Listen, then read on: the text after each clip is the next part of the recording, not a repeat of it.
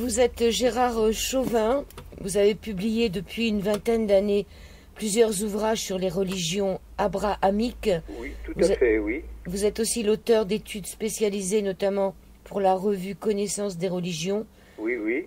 Visant une approche... qui n'existe plus aujourd'hui d'ailleurs. Visant une approche intérieure des savoirs anciens.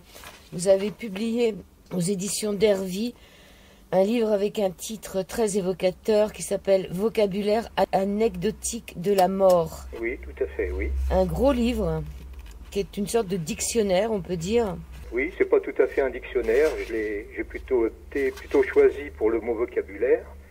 Que nous acceptions cette mort comme un simple fait péniblement nécessaire ou que nous tentions désespérément de la repousser jusqu'à la phobie de sa simple évocation.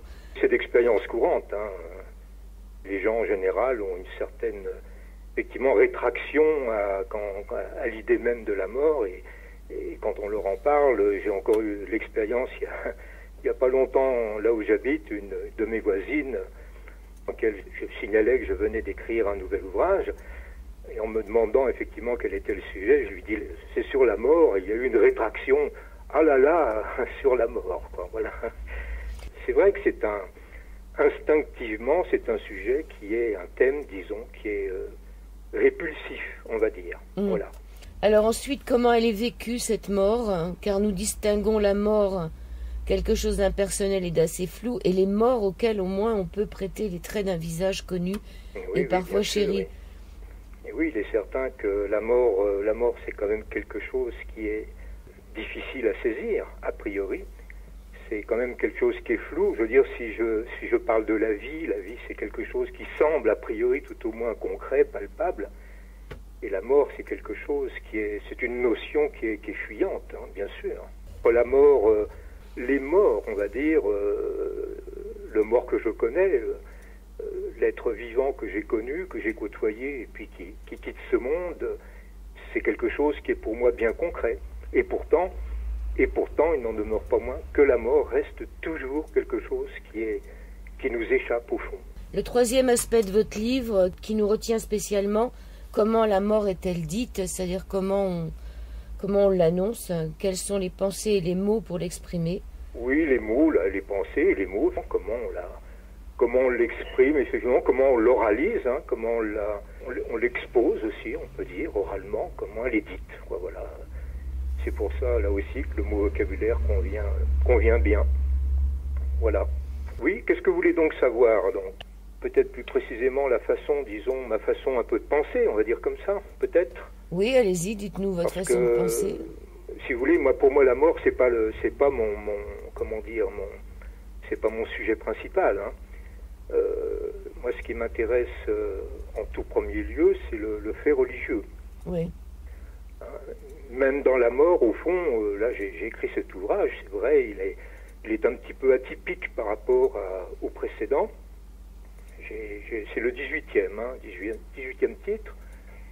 J'ai écrit sur 18 titres, j'en ai 16 sur les religions, non, j'en ai 15 sur les religions, pardon, j'en ai 2 sur l'art des jardins d'Extrême-Orient, c'est encore une autre de mes petites cordes à mon arc. Mais moi, ma préoccupation principale, c'est la religion, hein. Donc ça, c'est pour ça que ce vocabulaire, si vous voulez, il est empreint de spiritualité, hein. C'est une chose auquel je tiens beaucoup. D'autre part, ma perspective, elle est qualifiée de traditionnelle. C'est-à-dire qu'effectivement, je m'appuie sur la pensée de quelqu'un comme René Guénon, hein. Je ne sais pas si vous connaissez particulièrement ses ouvrages. Et René Guénon a traité, ainsi que d'autres auteurs de cette même école de pensée, a traité de la question de la mort en tant que passage effectivement d'un état d'être à un autre, mais précisément par rapport à la métaphysique de l'être. Voilà. Donc on a un auteur comme René Guénon qui a écrit donc Les états multiples de l'être dans les années 20, et c'est un ouvrage que je conseille bien sûr vivement aux auditeurs qui seront concernés. On a aussi Ananda Coomaraswamy, qui a vécu à peu près à la même époque, donc il y a déjà pratiquement un siècle, qui a écrit sur la symbolique de la mort, un ouvrage extrêmement important. On a des gens comme Titus Burckhardt, Léo Chaillard, Jean Quentin. Voilà, il y a un certain nombre de gens qui appartiennent à cette école de pensée, qui est qualifiée donc de traditionnelle, et dont la revue Connaissance des religions, à laquelle j'ai collaboré pendant une dizaine d'années, permettait à des auteurs de cette pensée de s'exprimer. Donc cet ouvrage, je fais passer un certain nombre de choses, d'idées donc. J'ai aussi écrit avant quand même 2 autres ouvrages sur la mort, il y a déjà une quinzaine d'années, un petit béaba de la mort, enfin deux petits volumes où je suis plus engagé au point de vue de par rapport à la pensée, effectivement, par rapport à cette pensée traditionnelle. Et j'ai aussi une critique du réincarnationnisme. Non pas forcément de la réincarnation, mais du réincarnationnisme, d'ailleurs, donc de ce qui est fait de l'idée d'incarnation. Voilà. Est-ce que vous pouvez nous en parler de cette critique du réincarnationnisme? C'est une critique de fond. Il est évident que la réincarnation est telle qu'elle est entendue par les modernes, c'est une corruption d'une idée qui est traditionnelle, qui est universelle, qui est traditionnelle, qui est évidemment très développée dans le bouddhisme, en particulier dans le bouddhisme et dans l'hindouisme, qui est l'idée de migration des âmes ou de transmigration des âmes. Et cette idée, elle a été effectivement malheureusement corrompue en réincarnation. Voilà, c'est-à-dire qu'en fait, si vous voulez que je développe un petit peu, si je puis me permettre, c'est que les âmes effectivement sont censées migrer d'un état d'être à un autre.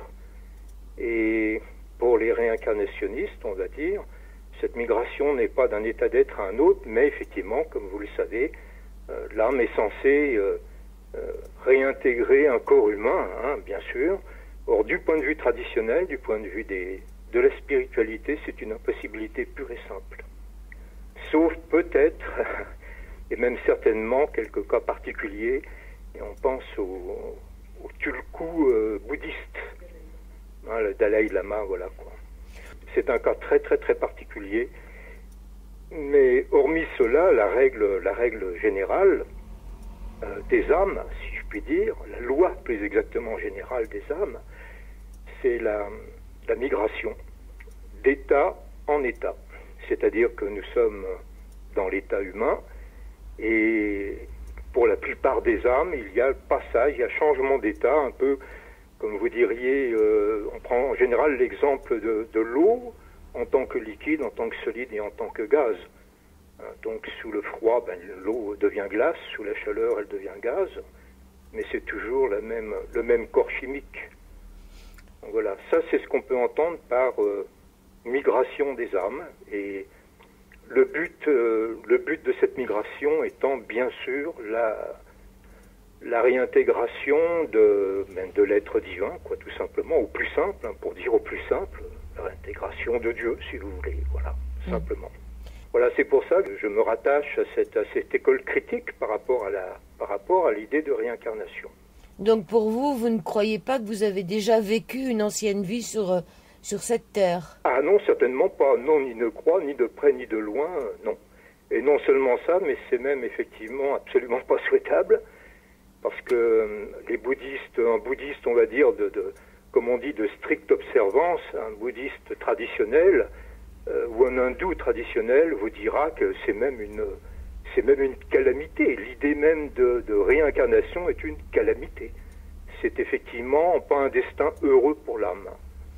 Le destin heureux pour l'âme, c'est effectivement de sortir de son état, de ce monde, du monde dans lequel elle est, et pour laquelle elle est éprouvée d'ailleurs. Elle y subit une épreuve. Nous subissons une épreuve sur cette terre, dans ce monde, et on vous dira, les gens de tradition vous diront qu'effectivement le but n'est pas de recommencer ad aeternam cette expérience pour avoir peut-être quelque avantage matériel, je ne sais pas, mais en tout cas, ce n'est pas le but, ce n'est pas la finalité de la vie, en tous les cas. Oui, ça certainement, oui.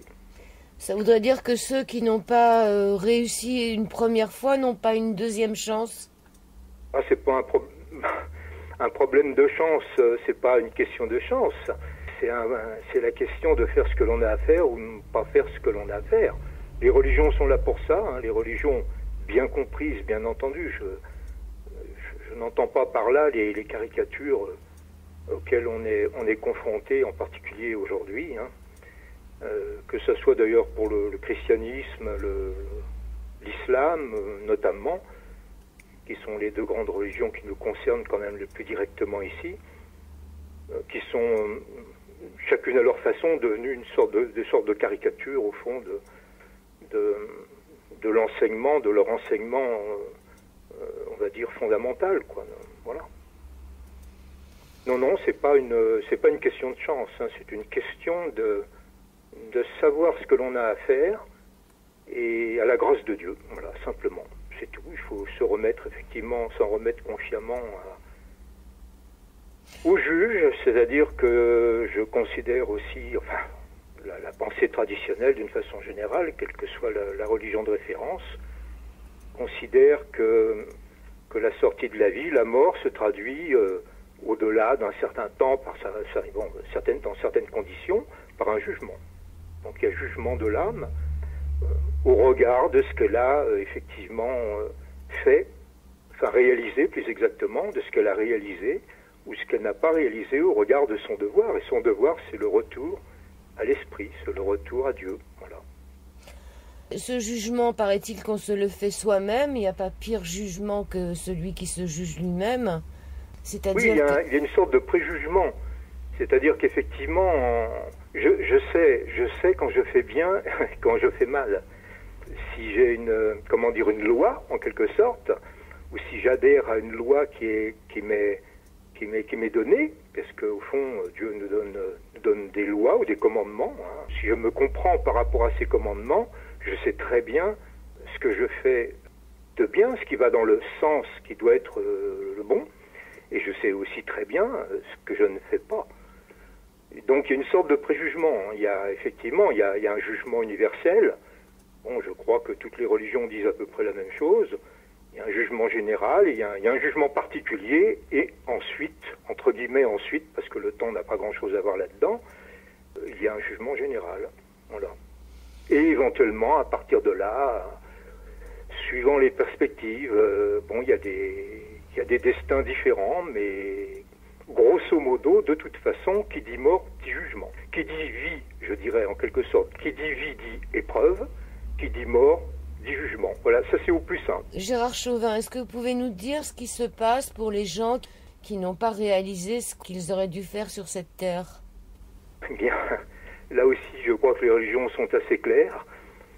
Il est décrit que ce soit, vous considérez les religions orientales où effectivement cette triade abrahamique, hein, donc judaïsme, christianisme, islam, parce que ces trois religions sont extrêmement liées,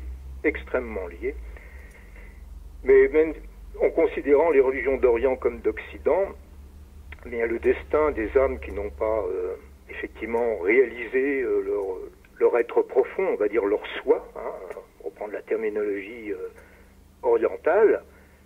Eh bien, elles ont des épreuves, on va dire, dans d'autres états d'être. Voilà, ce qu'on décrit sous différents noms, jusqu'à l'enfer d'ailleurs. De fait, jusqu'à l'enfer, c'est-à-dire l'enfer, littéralement, veut dire l'enfermement, c'est-à-dire l'enfermement de l'âme dans un monde dont elle a relativement peu de chances de sortir facilement, quoi. Voilà.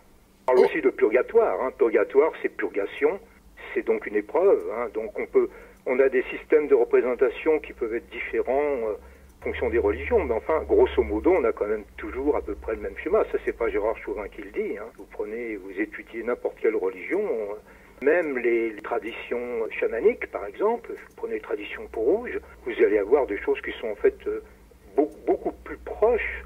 Sous ce rapport-là, je parle là des états posthumes, de ce que deviennent les âmes Ils seront beaucoup plus proches qu'on pourrait même le penser d'ailleurs. Souvent très proches, très très proches. En tous les cas, on va dire que pour ces âmes-là, puisque vous me posez cette question précisément, pour ces âmes-là, l'épreuve continuera nécessairement d'une façon ou d'une autre.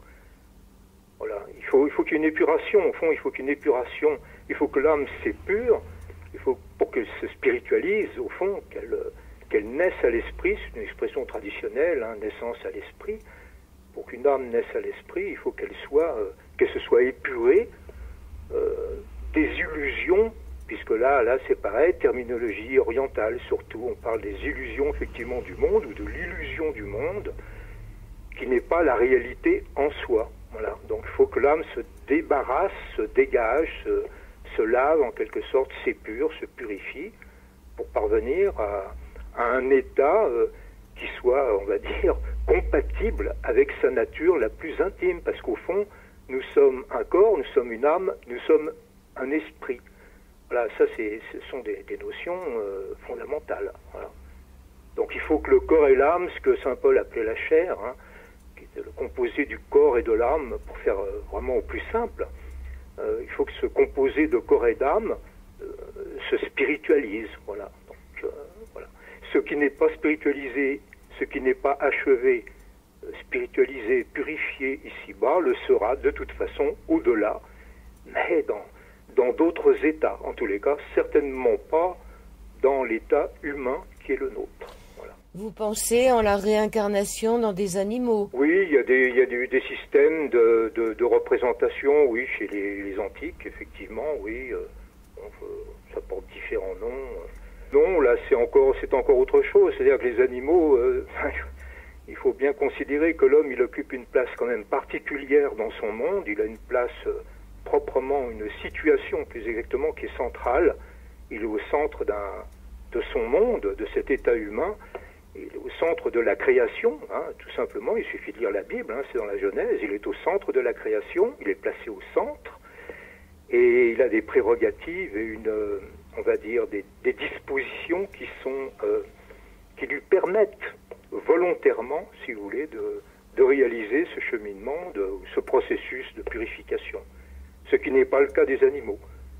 Les espèces animales, qui sont elles aussi, elles sont hiérarchisées, et des espèces supérieures ou inférieures, indéniablement, mais elles n'ont pas de moyens propres, si vous voulez, elles sont passives au fond. Elles n'ont pas de libre arbitre, elles n'ont pas de liberté, donc elles sont passives, elles font ce qu'elles ont à faire. Vous ne trouverez pas une espèce animale qui ne fasse pas ce pourquoi elle a été faite. Par contre, l'homme, lui, il a cette double casquette, si l'on peut dire, de pouvoir, d'une certaine façon, entre guillemets, être Dieu, c'est-à-dire se réaliser spirituellement de façon intégrale, mais il a aussi, malheureusement, la faiblesse, cet énorme talon d'Achille de trahir effectivement sa vocation, cette vocation spirituelle. Que la vocation spirituelle de l'homme, la vocation de l'homme, c'est l'esprit, quoi. C'est la réalisation de Dieu, c'est tout. Et c'est sa vocation principale, qui suppose l'exercice de certaines qualités, de certaines, ce qu'on appelle les vertus, par exemple, la charité, hein, en tout premier lieu. Un homme qui n'est pas charitable est en dessous de sa nature, il est en dessous de ce pourquoi il est fait. Il est fait pour aimer son prochain, on va dire. Donc, s'il n'est pas en accord avec cela, il est en dessous. Il est en dessous de lui-même. Vous dites que l'homme du siècle refuse de charitable jusqu'au mot. La mort même est pour lui obscène et le deuil comme honteux. On ne porte plus le deuil. Mais ça, c'est vrai qu'on ne porte plus le deuil. Moi, quand j'étais enfant, il y avait encore des crêpes au revers des vestons. Il y avait encore devant les maisons ces espèces de grandes, je sais pas comment. Oui. Voilà, c'est fini tout ça. Oui, tout à fait. Oui, j'étais parisien, je suis parisien, donc d'un quartier, on va dire, un peu populaire. Et c'est vrai qu'on voyait encore des petites choses, mais même par rapport à ce que me disait mon propre père, par rapport à avant-guerre, même c'était déjà dans les années, on va dire, 50, 60, c'était déjà... beaucoup de choses déjà s'étaient perdues, quoi. Mais c'est vrai qu'aujourd'hui, il n'est pas de bon ton il n'est pas de bon ton d'envisager la mort avec gravité. Et puis de la montrer. Alors, bien sûr, et de la montrer, on en revient un peu au sujet de mon ouvrage, parce que si je dis vocabulaire anecdotique, c'est aussi pour rapporter un certain nombre, effectivement, d'histoires, on va dire, qui sont... aujourd'hui, il y a des choses qu'on ne pourrait plus voir ou entendre ou montrer aujourd'hui, c'est certain. Alors que, d'un autre point de vue, c'est le paradoxe de notre époque, c'est que la mort, elle est... Vous ouvrez votre poste de télévision, si vous en avez un, vous ouvrez votre poste de télévision, bon, on déverse des horreurs, je veux dire, sous ce rapport-là. Le sang et la mort sont en même temps, comment dire, ils sont mis en spectacle, quoi. C'est d'une certaine façon une distraction. Alors là, je me porte à faux parce que la mort n'a rien de distrayant. J'ai dit dans l'avant-propos, j'ai dit qu'elle pouvait être, qu'elle avait quelque chose d'attrayant. Hein, c'est-à-dire d'attirant. Il peut y avoir une attirance, comme on peut avoir une attirance pour l'abîme, hein, pour un abîme. Vous êtes au-dessus d'un pont, vous pouvez avoir une attirance, si je puis dire, pour le vide, mais en aucun cas la mort est distrayante. C'est même tout le contraire, elle ne doit surtout pas nous distraire. Elle ne doit pas, l'idée même de la mort ne doit pas nous distraire au fond de ce que je disais tout à l'heure, qui est la vocation de l'homme. On ne doit pas être distrait par cela. Au contraire, elle doit nous recentrer, cette idée doit nous recentrer sur nous-mêmes. De dire, mais au fond, ma vie, elle est le destin de ma vie, enfin, de ma vie, de mon existence, si on veut vraiment parler bien, correctement. Le destin de mon existence sur cette terre, c'est précisément, de parvenir à un certain point. Je ne connais pas ni le jour ni l'heure, bien sûr, mais de parvenir à un certain point, et on appelle ce point la mort, hein. Voilà, un certain passage. Alors à partir de là, bien sûr, suivant que vous êtes croyant ou pas croyant, vous considérerez que c'est un passage vers autre chose, donc d'un état, en l'occurrence d'un état d'être à un autre état d'être, ou si vous êtes, on va dire, foncièrement matérialiste, rationaliste, foncièrement, vous admettrez pas, et donc vous considérez qu'il n'y a rien, quoi, tout simplement. Voilà. Donc c'est une question, c'est là qu'on reconnecte vraiment directement avec, cette fois-ci, avec la philosophie, parce que la question est de savoir si au fond la mort est ou n'est pas. Parce que si elle n'est rien, c'est qu'elle n'est pas. Et si la mort est, c'est qu'elle est. Voilà, c'est ou l'un ou l'autre. Pour les penseurs modernes, bon, je parlais de Jean Kellich, mais il y en a d'autres. C'est d'ailleurs très, très, très lié aussi à la psychologie, à la psychologie moderne, au psychologisme moderne. Et c'est vrai que pour la plupart des penseurs modernes qui ont abordé ce sujet, ce thème de la mort, au fond, n'est rien. Voilà. La conclusion, c'est ça, c'est que la mort n'est rien. Et pour nous, par rapport effectivement aux religions et à la pensée, on peut qualifier de traditionnelle, par rapport à cette pensée-là, la mort, elle est réelle, elle a une réalité, si vous voulez, elle a un être. Voilà. Ce n'est pas l'interface de la vie, ce n'est pas l'autre côté, pour reprendre le titre de votre émission, ce n'est pas l'autre côté du miroir, mais elle est intimement liée elle est intimement liée à l'être et intimement liée à l'existence. Voilà. Ce que je voulais vous dire, c'est que pratiquement la totalité des gens savent ce que c'est que la réincarnation, oui. Commencent à y adhérer, et ça permet aussi de se dire que si on n'a pas réussi dans cette vie-là, on aura quand même de la chance dans la prochaine. Voilà, c'est-à-dire on se casse pas trop le cul. Je veux dire, nous ne sommes pas sur Terre pour ça, c'est ce que je peux simplement vous répondre. Moi, je vous réponds d'un point de vue, on va dire, traditionnel, du point de vue des religions d'une façon générale, orientale, occidentale. Nous ne sommes pas sur Terre pour ça. Nous sommes sur Terre pour réaliser, encore une fois, notre être, quoi, réaliser ce que nous sommes, très précisément. Et ce que nous sommes, ce n'est pas cela, c'est effectivement autre chose. Nous sommes divins par essence. Voilà. Chrétiennement parlant, Jésus-Christ, donc Jésus, la nature humaine, le Christ, la nature divine. Et il y a une réconciliation effectivement des deux natures, humaine et divine. Et c'est ça qui nous est, comment dire, ordonné. Ça, voilà encore une chose que les modernes n'aiment pas, c'est qu'ils n'aiment pas les commandements, ils n'aiment pas l'ordre au fond, quoi. Voilà. C'est pour ça que ce que j'appelle, ce que je dis moi, réincarnationnisme, et quelque part, hein, nécessairement, ne peut avoir que l'oreille complaisante du grand nombre, puisqu'effectivement, si je n'ai pas réussi, bah, je dirais, pour vous faire une confidence, c'est mon cas, parce que socialement, je n'ai pas réussi. J'ai voté, bon, comme d'autres, je me plains pas d'ailleurs, mais bon, sans plus. Ce qui me pose problème, c'est quand j'aurais pu faire, on va dire, du bien et que je ne l'ai pas fait. Ça, c'est sûr. Ce que j'ai raté, ce que j'avais à faire et qui a été raté ou mal fait, ou que je n'ai pas voulu faire, ou qui a été mal fait, ça, c'est difficile effectivement de s'affranchir des regrets. C'est difficile de se dire il faut pas s'attacher à tout cela. C'est le travail spirituel aussi. Dans tout ce travail spirituel, lancé par rapport à la question de la mort, il y a toute l'activité des vivants par rapport aux morts. C'est aussi une question qui est très importante, que l'Église, je crois, a perdu de vue, même pas mal d'ailleurs, hein, effectivement. Il y avait beaucoup de pratiques, il y a encore 100 ans, jusqu'avant 1914, on va dire, parce que c'est quand même une époque charnière, il y avait beaucoup de choses. Vous aviez des congrégations pour les qui étaient vouées aux âmes du purgatoire, par exemple. C'est une chose qui n'existe plus. Je crois même que l'Église, d'ailleurs, d'une certaine façon, on ne veut plus en entendre parler, quoi. Bien sûr. Alors, il n'y a plus de pratique de deuil. C'est-à-dire, il n'y a pratiquement plus de pratique du deuil. Qu'est-ce qui resterait? Un peu de cérémonialisme, un peu vaguement. Il y a une sorte de, là aussi, comme pour tout, une sorte de religiosité.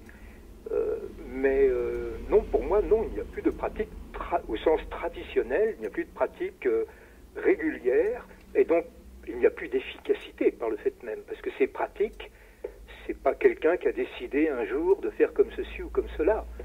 Ce sont des choses qui font partie du corpus d'une spiritualité et qui ont été données, qui ont été révélées à un moment ou à un autre, à un saint homme, à un docteur, j'en sais rien. Ce sont des choses qui, en tous les cas, ne sont pas, comment dire, des produits humain, quoi, au sens où on l'entend aujourd'hui, quoi. Moi, je vois plutôt le fait que on n'a plus le droit de montrer sa peine au niveau de nos défunts. C'est-à-dire qu'avant, on pouvait montrer aux gens qu'on avait perdu quelqu'un, qu'on était en deuil, tout simplement. C'est-à-dire qu'il y avait quelqu'un qui était parti, qu'on aimait. Et voilà, ça, on laisse partir les gens maintenant, et puis voilà, on passe à autre chose. Mais ça, il y a beaucoup de penseurs. Beaucoup de penseurs aujourd'hui, quand même, je dirais, sans même parler de religion, il y a des penseurs qui sont quand même, enfin, des gens qui ont écrit sur ces questions et qui ont un regard critique, oui, par rapport à ça, oui, tout à fait. Il est certain qu'il nous manque, une dimension à la vie, quoi. Paradoxalement, il manque cette dimension d'intégrer la mort dans la vie, quoi. Je crois avoir dit quelque part qu'elle était, comment j'ai dit, absène, il y avait ce mot. Voilà, absène, c'est-à-dire que la mort est devenue hors scène. Elle n'est plus sur la scène, si vous voulez, de la scène de la vie, quoi, au fond, quoi, de notre vie, quoi. Mais si on respecte pas les morts, est-ce qu'on peut respecter les vivants? Ah non, bien sûr. Dans le fond, encore, peut-être pas le mot respect qui est peut-être le plus approprié. Je dirais que si, d'une certaine façon, on n'aime pas, entre guillemets, les morts, je sais pas, question d'aimer les morts, c'est la question du rapport aux âmes. Si on n'aime pas les âmes, on n'aime pas les âmes. Que l'âme, elle soit dans cet état qu'on appelle la vie, au fond, ici-bas, là, pour les quelques années que l'âme doit y passer dans son vêtement, quoi, dans son vêtement de chair, ou qu'elle soit en attente, certainement, parce que je pense que beaucoup d'âmes sont d'une certaine façon en déshérence, quoi. Je parle des âmes défuntes, qu'elles sont beaucoup plus, il y en a un beaucoup plus grand nombre qu'il n'aurait pu y en avoir, qu'il pouvait y en avoir il y a un certain nombre de siècles. Parce qu'effectivement, il n'y a plus de rite, il n'y a plus de rituel. Voilà, il n'y a plus de code, mais il y a quelque chose de plus grave, si je puis dire encore, que l'absence de code. C'est la perte du rite, du sens du rite, donc du sens du sacré. Oui, la ritualisation de la vie. La vie dans un monde traditionnel, elle est ritualisée. Tout est ritualisé, pas simplement le rapport à la mort. La naissance même est ritualisée. Les gestes du travail, dans les activités, les fonctions. Il n'y a plus de fonctions aujourd'hui, par exemple. Il n'y a plus de fonctions. Il y a des rapports de force sur le plan social, il n'y a plus de fonctions. On n'en veut plus de fonctions, on ne veut plus de hiérarchie, on n'a plus de fonctions. Et pourtant, comme on dit, jamais eu autant de riches, jamais eu autant de pauvres. Ah oui, non, mais vous dites aussi dans votre livre une phrase qui m'a bien plu, c'est que l'homme n'a plus de Dieu, mais il a des maîtres. Alors ça, c'est aussi une idée qui est chère à cette pensée traditionnelle. Effectivement, l'homme, c'est pas moi qui le dis non plus, hein, je reprends des choses qui ont été dites, et certainement depuis bien longtemps. L'histoire du ni Dieu ni maître est une plaisanterie, quoi. Effectivement, l'humain répond. Qu'il le sache ou qu'il ne le sache pas, la plupart des hommes ne le savent pas, mais l'humain répond à des donneurs d'ordre ou à un donneur d'ordre. J'aimerais que vous nous parliez de ce chemin de fer qui devait aller à Méry-sur-Oise. Qu'est-ce qu'ils ont évité, les gens de Méry-sur-Oise? Parce que ça s'est pas fait. Non, ça ne s'est pas fait. Chemin de fer des morts. Voilà. Chemin des âmes, chemin de fer des morts. Ah oui, voilà. Haussmann et le préfet du Val ont l'idée saugrenue d'une méga nécropole à Méry-sur-Oise. Ils n'étaient pas en retard, effectivement, à l'époque. Relié à Paris, donc à 30 km, par une ligne spéciale, qu'on brocarda et surnomma, comme il se doit, le chemin de fer des morts. Oui. Et l'opposition fut si vive qu'on enterrera finalement le projet. Il est beaucoup question de la similitude entre le mot amour et le mot mort, ou amore, oui. Comme diraient les... MR, oui, c'est une racine indo-européenne, oui, tout à fait. Oui, ouais. Oui. Donc il y a des jeux... Un jeu de mots qui est fameux, qui remonte effectivement au Moyen-Âge, d'un poète qui s'appelait Jacques de Bézieux, et qui a effectivement glosé sur le rapport donc mort et à mort, c'est-à-dire l'amour à mort, le à privatif bien sûr en grec, la non-mort, voilà, l'amour étant non-mort, donc étant nécessairement plus que la mort. C'est ce qu'il signifiait. C'était un poète de l'époque des cours d'amour, quoi. Oui. Voilà. C'est à mort peut se comprendre comme cela. Oui. Mm. Et il y a aussi un autre rapprochement que je pense que vous connaissez peut-être. C'est le rapprochement entre, c'est très à propos d'ailleurs, entre Rome, R-O-M-A, et l'inverse. L'amour. Le même mot dans le miroir, à mort. Ouais. Ça, c'est quelque chose aussi qui a été relevé, bien sûr, depuis fort longtemps. La connexion, effectivement, Roma à mort, il y a le sens, en quelque sorte, caché ou secret de la ville de Rome, au fond. Donc de la capitale la capitale de la chrétienté d'Occident. Puisqu'on dit que tous les chemins mènent à Rome, donc à plus haut sens, on peut entendre que tous les chemins mènent à l'amour, mais pas l'amour charnel, l'amour... spirituel, l'amour en soi. Quand on passe de l'autre côté, il y a un tel amour de ce côté-là, je veux dire, il y a une telle lumière, oui, et un tel amour qu'on retourne dans l'amour. Donc la mort, c'est l'amour. Voilà, heureusement qu'il y a cette toute puissance d'attraction de l'amour divin, parce qu'il ne vient pas d'ailleurs, c'est tout simplement l'amour de l'être. Pour un chrétien, ce sera l'amour de Jésus, hein, certainement. Et en tous les cas, c'est l'amour tout simplement qui est la nature même de l'être divin. Cette toute puissance, elle est forcément, comment dire, elle est attractive, bien entendu. On est attiré. L'amour a la capacité d'attirer, de rapprocher. Elle n'oppose pas, bien sûr. effectivement, ça peut être ressenti, certainement, effectivement, au moment de la mort, oui. Ça, certainement. C'est souhaitable, parce que je crois que l'âme qui, au moment de quitter ce monde, ne ressentirait pas ou ne ressent pas cette attraction, on va dire, cette toute puissance de l'amour, c'est que, vous le disiez, effectivement, si on n'a pas de Dieu, on a bien pour autant un maître quelque part. Si on n'a pas l'amour pour maître, et là c'est toujours, je me pose bien dans le parallèle avec la mort, bien sûr, amour et amour, c'est autre chose qui prend le dessus. Hein. J'ai découvert peut-être que je ne veux pas trop m'engager dans les confessions intimes, mais j'ai découvert la foi, au fond, suite à un accident? Non, pas suite à un accident, suite à l'idée simplement de l'inutilité de poursuivre ce qu'on appelait la vie, quoi. Donc j'avais bien conscience que ce n'était pas cela. Ce n'était pas, comment dire, l'aspect social qui était la raison suffisante du fait de vivre. Le fait de vivre en tant qu'humain, tout au moins. Voilà. Donc, voilà, ça s'est joué par voie de grâce, parce que pour moi, il n'y a pas de doute.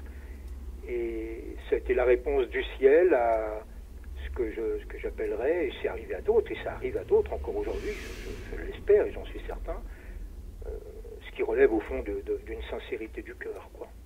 Parce que ça aussi, je crois que c'est pas ça aussi, c'est que c'est essentiel, la sincérité intérieure, voilà. On parle de la mort. Dans votre livre, vous parlez des cimetières, de la crémation. On apprend que la première crémation, elle a eu lieu. C'est pas un phénomène nouveau. Oui, disons que dans le monde occidental, l'inhumation, donc l'enterrement en pleine terre, elle s'est imposée, ou elle a été imposée, on va dire, par les codes, par l'Église. Hein. Bon, encore à l'époque gauloise, on incinérait. Ça, c'est très variable. Hein. Il y a les deux grandes façons de procéder. En gros, la terre ou le feu. Hein. À noter aussi quelque chose, c'est que, à propos des cimetières, ce qui me semble peut-être plus important encore, c'est de dire que jusqu'à la Renaissance, pratiquement, la plupart des morts étaient enterrés en pleine terre, c'est-à-dire pas dans une boîte. Vous voyez, ils étaient enterrés dans leur linceul et dans la terre, directement. Donc il y avait un rapport à l'humus, le rapport bien connu, hein, homme-humus. Ce rapport-là, il prenait toute sa concrétude, on va dire, avec l'enterrement, effectivement, en pleine terre. Enfin, alors, il y a cette fameuse cryogénisation qui a démarré... Alors là, c'est encore d'ultimes choses farfelues, parce qu'effectivement... 1967, la première, avec un homme de 73 ans, donc... Et alors, il est où, ce bonhomme, alors, là, depuis 1967? Il est dans un appareil. Bah voilà, il est dans de la glace, et alors? Et alors, rien. Effectivement, à ce propos, je l'ai relevé, d'ailleurs, probablement cité dans mon ouvrage,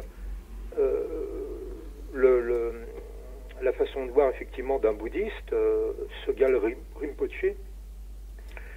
J'avais noté ça il y a longtemps, et qui disait qu'effectivement les gens qui sont effectivement les hommes qui sont cryogénisés, effectivement se trouvent plongés en fait dans un enfer glacial dont ils ne peuvent plus sortir. Hein. Enfin, je dis de mémoire, hein, il le dit peut-être pas, il le dit certainement mieux.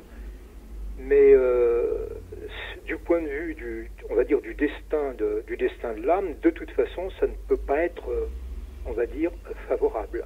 On va rester un peu sur Paris puisque vous étiez parisien. Oui. L'avenue des Veuves. Oui. Qui est la rue Montaigne maintenant, ou l'avenue Montaigne? Oui, c'est ça, oui, avenue Montaigne, oui, tout c'est dans le 8e, oui. Alors, quand on se promène avenue Montaigne, on peut penser qu'à une certaine époque, c'était l'avenue des Veuves. Oui, donc à une époque où, 19e siècle, hein, où effectivement, déjà, le 8e arrondissement était déjà un arrondissement, évidemment, très haussmannien et avec des gens aisés. Hein. C'était pas cette allée des Veuves où effectivement on dit que se promenaient les veuves. Effectivement, alors est-ce qu'elles se promenaient là, avenue Montaigne, est-ce que se promener là avec peut-être l'espoir de trouver rencontrer un nouvel époux, ça, je ne sais pas. Hein. C'est le surnom qui était donné parce qu'on dit que les femmes veuves, et forcément des femmes de société, des bourgeoises au fond, hein, veuves, faisaient leur tour dans la journée, leur petit tour, habillés certainement en noir, bien sûr, et comme il se devait, en respectant les signes extérieurs de leur veuvage.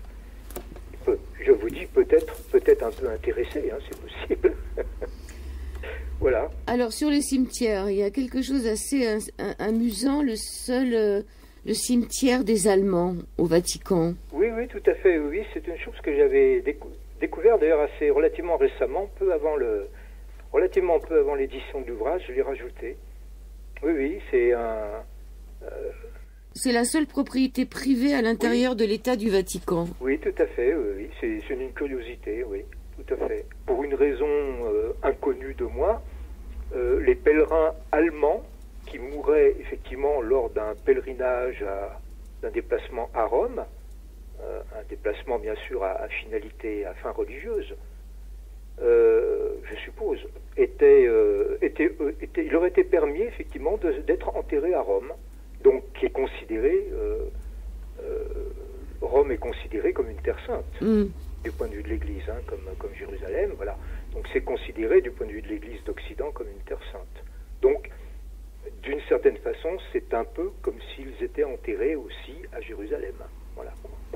Les seules rues de Paris, on va poser la question aux auditeurs qui ne portent pas de numéro, c'est dans votre livre, est-ce qu'on donne la réponse? C'est donc une rue qui coupe le cimetière du Montparnasse. En deux?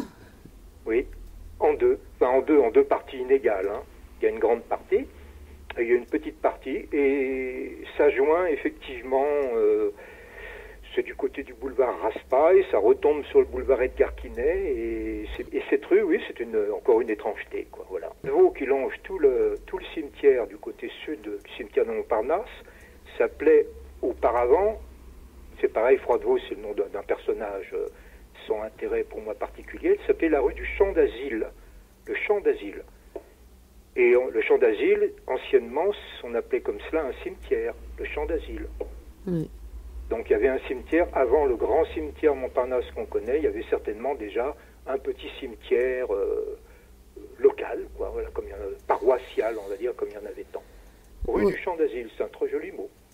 En tous les cas, sous les pas des Parisiens, il doit y avoir pas mal de morts, parce que même s'ils ont retiré le cimetière des Innocents et tout ça, je pense qu'il y en a, c'est tellement vieux, Paris. Oui, il y en a beaucoup.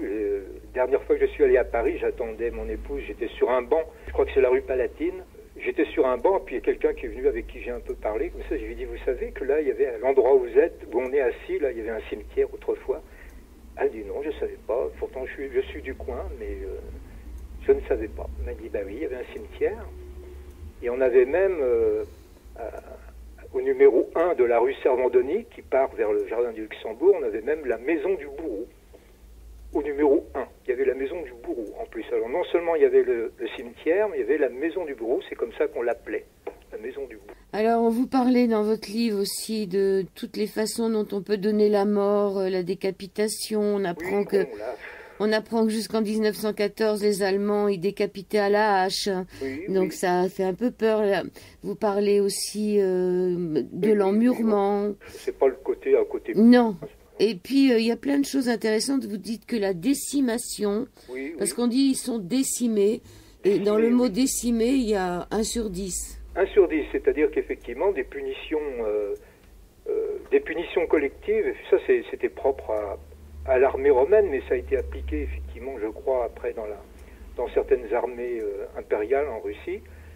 On pratiquait effectivement la mise à mort dans l'armée, hein, c'était propre à l'armée, on pratiquait la mise à mort en cas de faute collective d'un soldat sur 10, oui. Au hasard, quoi, voilà. Enfin, au hasard. Je ne sais pas comment ils pratiquaient, mais enfin, c'est comme ça. Oui. La décimation, oui. Et c'est pour ça que ce mot décimé, on a un peu perdu le sens premier, au même titre que le mot bravo. Oui, oui, tout à fait, oui, c'est pareil, c'est... Tout ça, dans notre langage, il y a beaucoup de mots qui ont perdu Je ne sais pas si on peut dire leur saveur en l'occurrence, parce que c'est quand même assez triste, mais... Leur sens premier. Oui, leur sens, quoi, leur force, on va dire, hein, quelque part, leur force, la force du sang. Bravo, c'est un mot d'origine désignant un tueur à gages, par extension un mercenaire, un sicaire, un homme de main, oui, chargé de basse besogne. Donc quand on dit bravo à quelqu'un, on ne se rend pas compte de ce qu'on lui dit. Ah oui, oui, tout à fait, c'est un drôle d'encouragement, oui, c'est ça, un tueur à gages, oui, tout à fait, oui. Oui, oui, oui. Vous parlez de la toilette des morts, vous parlez des cheveux, des chaussures. Vous dites qu'il ne faut pas qu'un mort, il parte sans chaussures, hein, dans le livre. Oui, oui, alors ça c'est pareil, ce sont quand même des choses qui sont, comment dire, un peu d'ordre sociologique, parce qu'on a dans d'autres sociétés où au contraire, il ne faut pas que le mort soit chaussé. Mais c'est vrai que quand même dans beaucoup de sociétés anciennes, l'idée de chausser les morts, on l'a par exemple chez les Peaux-Rouges, hein, notamment, où effectivement il y a des mocassins, ils avaient des mocassins particuliers pour leur mort, quoi. Des mocassins qui étaient préparés à l'avance. Et là c'est pareil, même dans notre société occidentale, on avait des vêtements pour habiller le mort, des chaussures pour lui mettre aux pieds et qui n'étaient pas utilisés, qui étaient réservés pour cet usage-là, quoi, en prévision de... Et pour les femmes, la robe de noces. Dans beaucoup de sociétés, les femmes gardaient leur robe de noces. Elles ne la réutilisaient pas, bien sûr. Il faut qu'elles arrivent à rentrer dedans, hein, parce qu'en général, on prend quand même un peu de kilos en vieillissant. Oui, oui, alors là, c'est la question des kilos, c'est une colle, j'y avais pas pensé.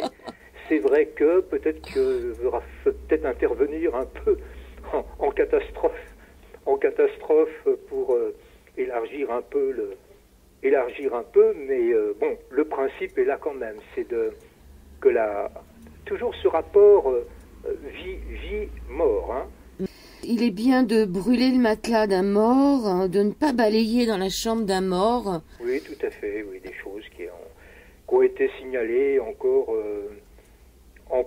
là aussi, on va dire, 1914 a marqué une grosse coupure, hein. Il y en a qui retournent les miroirs aussi. Oui, miroirs, pas que les miroirs, même les ustensiles en étain, par exemple, c'est-à-dire tout ce qui peut présenter un reflet. Ouais. Et les casseroles, par exemple, qui pouvaient être couvertes. Mais tout ça, c'est fini. Je ne pense pas que ça se pratique encore. Non, tout ça est bien sûr fini et enterré, c'est le cas de le dire. Et on arrêtait les pendules.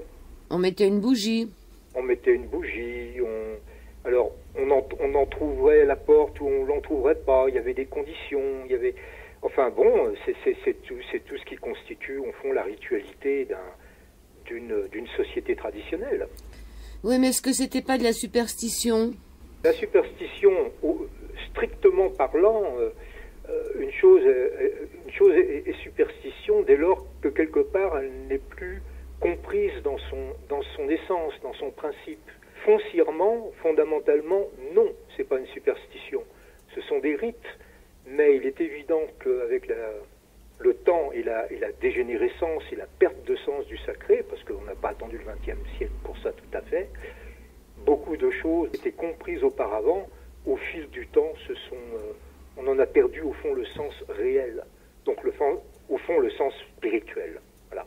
Et à partir de là, on peut parler bien sûr de superstition, oui, tout à fait. De toute façon, on n'accouche plus chez soi, on ne meurt plus chez soi. Oui, bien sûr. Donc tous ces rites-là, forcément, ils disparaissent.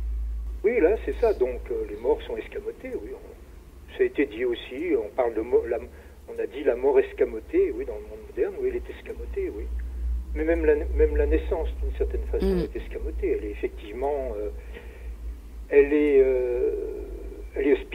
hospitalière, pas dans le sens premier du mot, quoi. Elle est assistée, on va dire. Voilà. Elle n'est plus si belle, d'une certaine façon. Pour la mère, peut-être que ça ne change rien, je suppose, mais socialement, elle n'est plus si parlante, en tous les cas. Alors, la mort aussi, voilà, aux deux extrêmes. Même en l'espace de quelques années, en l'espace de quand même presque 20 ans, ça a beaucoup changé aussi dans les petits villages. Je suis d'accord avec vous. C'est incroyable comment ça... Et ça, ce rapport, le rapport effectivement à la mort, mais c'est le rapport, le rapport qu'on a même à la vie tout simplement, quoi. C'est le rapport à l'homme et ce qui manque au fond, ce qui a dégénéré à ce point-là, qui s'est perdu à ce point-là, c'est tout simplement le sens du sacré, quoi.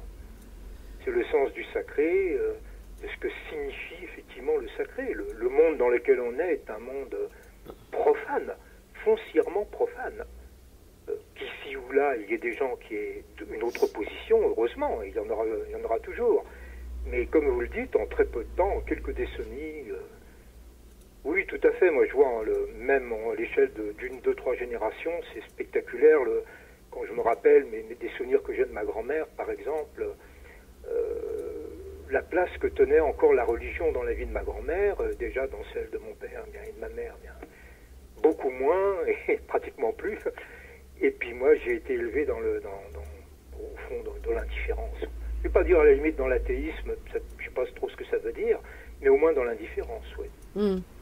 Et ça s'est fait en quoi? En deux, trois générations, en très peu de temps. Gérard Chauvin, il y a dans l'annexe, dans les adages, dictons, sentences et proverbes, cette phrase assez super. Il ne faut pas compter sur les chaussures d'un mort pour se mettre en route. Ah oui, oui, tout à fait, oui, oui, oui. Ah oui. Et oui, il faut pas, d'une certaine façon, il faut pas attendre, il n'y a rien à attendre, hein, il faut se mettre en route tout de suite. Hein. Je vous remercie Gérard Chauvin. Oui, oui, si. Ce que je voulais préciser pour les auditeurs, c'est que ce n'est pas un livre pour vous appeler à devenir croyant. Je ne l'ai pas du tout lu comme ça. Hein. Voilà, parce qu'on pourrait croire à vous entendre que vous essayez de convaincre les gens qu'il faut qu'ils aillent vers Dieu. Moi, je le sens pas du tout comme ça, ce livre. Hein. C'est pas possible, entre parenthèses, on ne peut pas convaincre. Hein. Il est impossible de convaincre qui que ce soit. La foi, c'est une grâce, la foi, c'est un don. Je suis d'accord avec vous, mais donc c'est plutôt un livre pour les curieux de savoir ce qui s'est passé dans le monde entier au sujet de la mort. Oui, voilà, mille et mille façons de la dire, au fond, de la raconter et donc... et d'oser la voir. En anecdote, et donc effectivement de la voir sous bien des phases différentes, donc de la voir tout court. Voilà, de ne pas la fuir, ça par contre oui. Ça c'est un peu le but, c'est effectivement de ne pas fuir la mort, voilà, de ne pas la fuir, la regarder pour ce qu'elle est, voilà. Ouais. Ni un mal, ni un bien, mais une nécessité, un passage obligé, une nécessité, ça c'est sûr, oui. Peut-être que dans 300 ou 400 ans, on rigolera de tous ces cimetières, de tous ces gens qui accordaient du temps, du crédit à la mort, alors que finalement, la seule chose à accorder, ça serait du crédit à la vie. Je dis ça sans... Ça serait du crédit à la vie, dans la mesure où la vie, encore une fois, elle est bien comprise, quoi.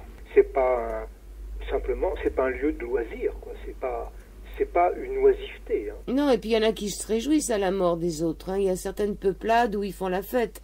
Ah donc... oui, mais alors là, c'est encore une fois, c'est pas qu'ils se réjouissent de la mort en tant que telle, c'est qu'effectivement, c'est un moyen de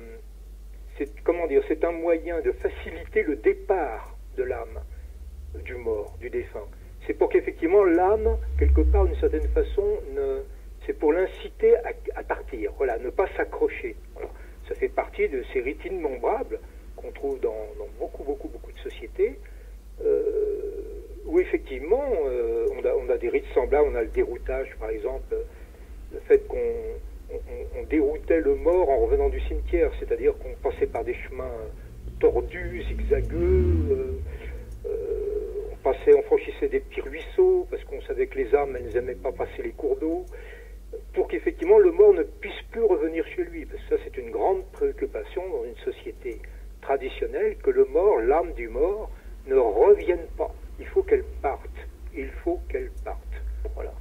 Donc, alors que maintenant on appelle les esprits, hein. Ah ben là c'est évidemment, on en est là, bien sûr, et pas qu'un peu en plus, par tous les moyens, même musicaux et autres, oui, tout à fait, bien sûr, oui, tout à fait, par médias interposés, oui, tout à fait. Je vous remercie Gérard Chauvin. Vocabulaire. Moi, je vous remercie et j'ai été très heureux de pouvoir parler un peu sérieusement avec vous. Bon, c'est gentil, je vous remercie. Gérard Chauvin, aux éditions d'Hervy, vocabulaire anecdotique de la mort. Voici la fin de mon chemin sur terre.